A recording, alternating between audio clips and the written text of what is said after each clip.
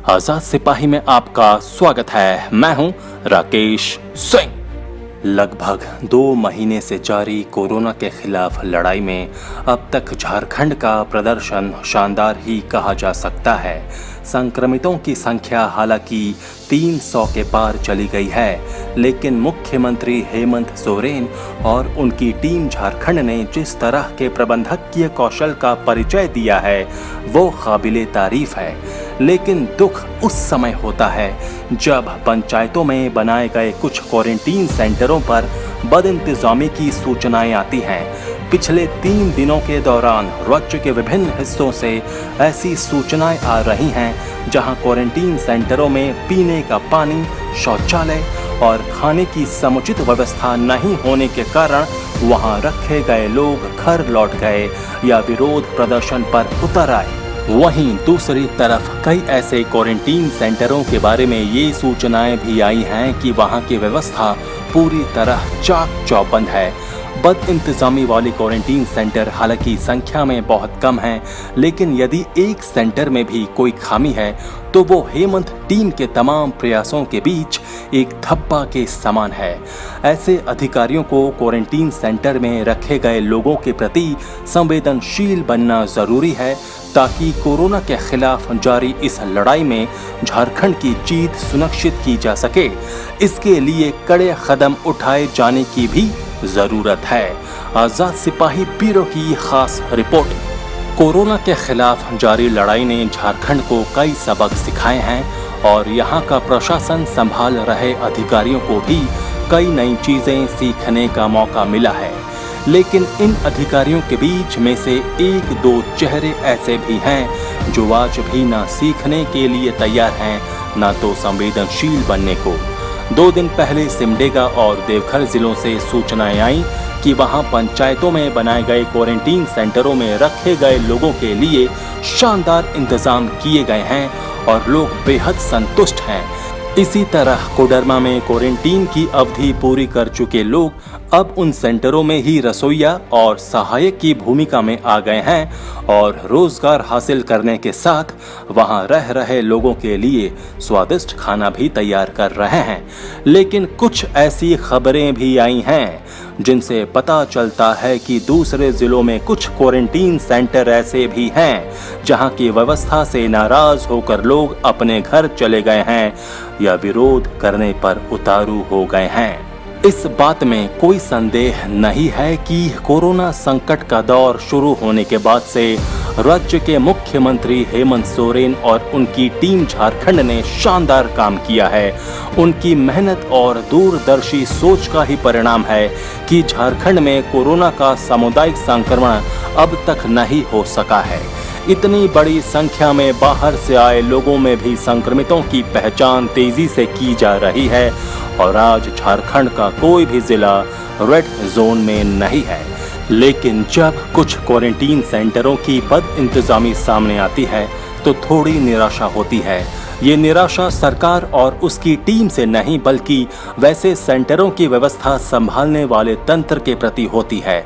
ऐसा लगता है जैसे राज्य की कार्यपालिका में कुछ ऐसे लोग शामिल हैं जो अपने कर्तव्य का निर्वहन ठीक से नहीं कर रहे हैं या फिर वे जानबूझकर एक ईमानदार और संवेदनशील सरकार के किए कराए पर पानी फेरने के लिए तैयार हैं। कहा जाता है कि लोकतंत्र तभी ठीक से चलता है जब इसके तीनों अंग यानी विधायिका, कार्यपालिका और न्यायपालिका सही ढंग से अपनी भूमिका का निर्वहन करे। झारखंड की विधायिका यानी निर्वाचित जनप्रतिनिधि और न्यायपालिका अपनी भूमिकाओं का ईमानदारी से निर्वहन कर रहे हैं, लेकिन कार्यपालिका में कुछ जगहों और कुछ अधिकारियों में संवेदनशीलता की कमी दिखाई दे रही है। यही कारण है कि जिन क्वारंटीन सेंटरों में बदइंतजामी की खबरें मिल रही हैं, वहां के अधिकारी या तो स्थिति की गंभीरता को समझ नहीं रहे हैं या फिर उन्हें झारखंड से मतलब नहीं है। ऐसे अधिकारियों को अब भी चेतने की जरूरत है उन्हें ये समझ लेना चाहिए कि वे एक ऐसे प्रशासन के अंग हैं जिसकी प्राथमिकता सूची में घर लौटने वाले प्रवासियों का स्थान बहुत ऊपर है। उन्हें ये भी समझना होगा कि वे क्वारंटीन सेंटरों में रखे गए लोगों पर कोई एहसान नहीं कर रहे हैं, ये उनकी जिम्मेदारी है।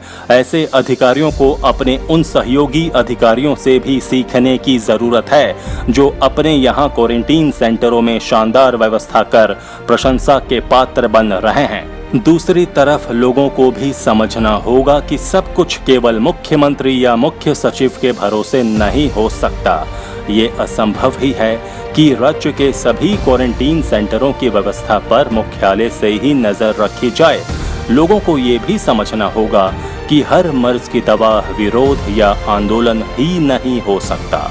उन्हें थोड़ा धैर्य रखकर स्थिति को संभलने का अवसर देना चाहिए ताकि झारखंड को कोरोना के संक्रमण के चंगुल से बचाया जा सके। क्वारंटीन में रह रहे लोग यदि अपनी तकलीफों को थोड़ा सह लेंगे तो इससे पूरे राज्य और समाज का भला होगा। उनकी सुख सुविधा और रोजी रोटी के लिए राज्य सरकार लगातार गंभीरता से प्रयास कर रही है और यकीनन ये प्रयास सफल होगा, लेकिन सब कुछ तत्काल हो जाएगा इसकी कल्पना भी नहीं की जानी चाहिए। इसलिए ये वक्त संयम, संकल्प और ईमानदारी से काम करने का है।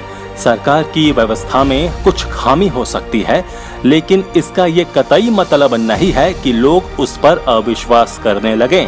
दूसरी तरफ लोगों का विश्वास जीतने के लिए अधिकारियों को भी ईमानदारी के साथ काम करने की जरूरत है। झारखंड के पास जो संसाधन उपलब्ध हैं, उनसे ही उपाय निकालना होगा। रास्ता चुनौतियों के बीच से निकलता है। यदि सब कुछ सामने है तो सफर तो आसान ही हो जाएगा। उस स्थिति में ना तो किसी की भूमिका को याद किया जाएगा और ना तारीफ की जाएगी। इसलिए ऐसे अधिकारियों को संवेदनशील बनने की और लोगों को धीरज बनाए रखने की जरूरत है।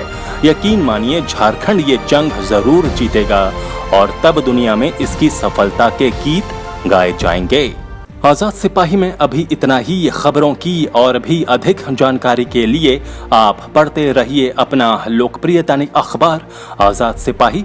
आप हमारे इस YouTube चैनल को जरूर सब्सक्राइब करें। आप हमारे इस Facebook पेज को भी जरूर लाइक करें। जुड़े रहिए आजाद सिपाही के साथ। धन्यवाद।